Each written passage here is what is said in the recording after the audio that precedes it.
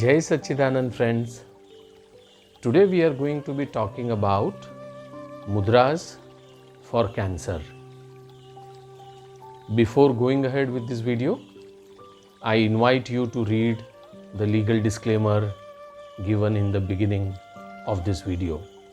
There are three mudras which will be very useful for cancer. The first mudra is Samana Mudra. Samana Mudra can be done by touching the tip of all the fingers with the tip of the thumb and place it gently on your thighs.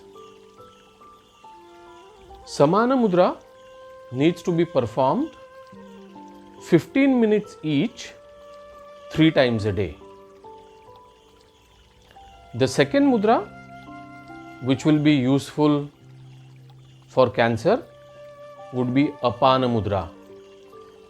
Apana Mudra can be done by touching the tip of the middle finger and the ring finger with the tip of the thumb.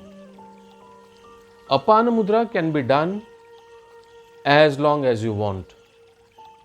There is no time restriction for doing Apana Mudra. But one should do Apana Mudra minimum for 1 hour a day.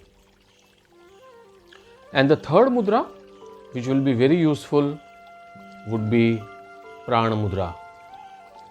Prana Mudra can be done by touching the tip of the ring finger and the little finger with the tip of the thumb, while other two fingers remain straight, and placing the mudra gently on your thighs. Prana Mudra, also like Apana Mudra, can be done as long as you wish to. There is no time restriction, but for a minimum of 1 hour. You can do Samana Mudra 3 times a day for minimum 15 minutes. But Apana Mudra and Prana Mudra needs to be done in equal proportion. So if you have done Apana Mudra for 15 minutes, then even Prana Mudra also needs to be done for 15 minutes, back to back. Every night when you sleep, you need to tape the mudras so that it will give you great benefits.